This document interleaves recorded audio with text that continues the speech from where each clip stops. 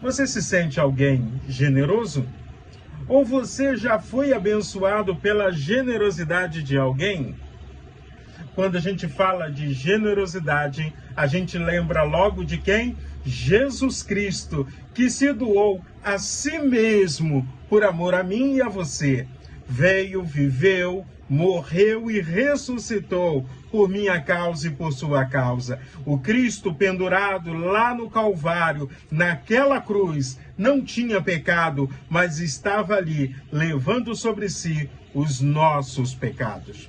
Estamos vivendo um mundo extremamente egoísta, mas isso não é de agora, isso é muito antigo. E aí, quando a gente pensa na generosidade, a gente pensa em cuidado. A gente está observando que uma pessoa sente amor pela outra e se sente responsável em ajudá-los.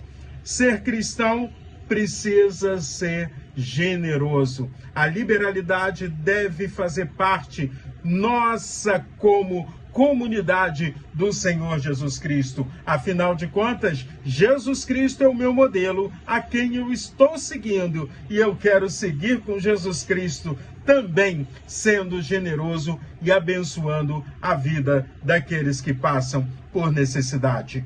Quando eu leio o livro de Atos dos Apóstolos, a palavra do Senhor diz que ninguém sentia falta de nada, porque quem tinha muito dividia com quem nada tinha.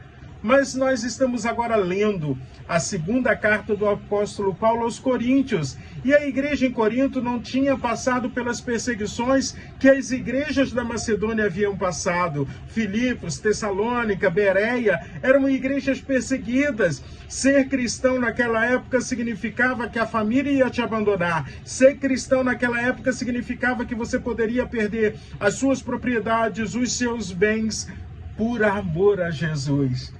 Mas aquelas igrejas, com todas as suas dificuldades, com toda a perseguição, eram igrejas generosas, porque uma pessoa cuidava da outra. Era gente cuidando de gente. Então vamos ler 2 Coríntios, capítulo 8, versículo de 1 a 5, que diz assim: Também, irmãos, queremos que estejam informados a respeito da graça de Deus que foi concedida às igrejas da Macedônia, porque, no meio de muita prova de tribulação, manifestaram abundância de alegria, e a profunda pobreza deles transbordou em grande riqueza de generosidade.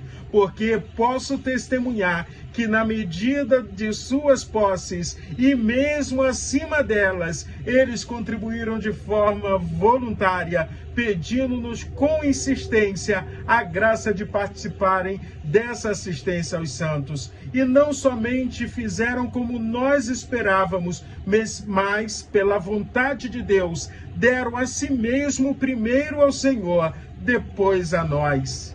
Então você observa que o capítulo 8 está falando de generosidade, está falando de pessoas cuidando de pessoas, está falando de uma igreja que entende que os irmãos lá em Jerusalém estavam passando por uma dificuldade tremenda. Cooperação, amor, cuidado, zelo uns para com os outros. E o apóstolo Paulo termina o capítulo de número 8 falando ou fazendo uma citação sobre o maná do deserto. O maná no deserto era algo tremendo, era Deus alimentando o seu povo, era Deus trazendo suprimento para o seu povo.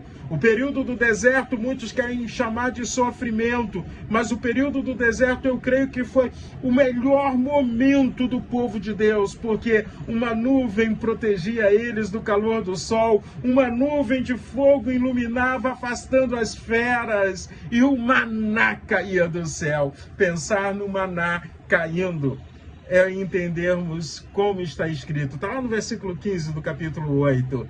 Quem recolheu muito não teve demais, e quem recolheu pouco não teve falta, porque Deus equilibrou.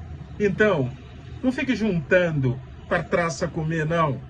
Seja generoso com aquilo que Deus tem te dado para administrar. Precisamos entender que nós não temos nada.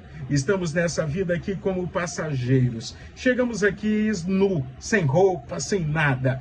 E iremos também, se Jesus não voltar antes, para a terra, e não poderemos levar nada com a gente. Então, vamos viver esse dia amando pessoas, sendo generoso com quem eu conheço e com quem eu não conheço.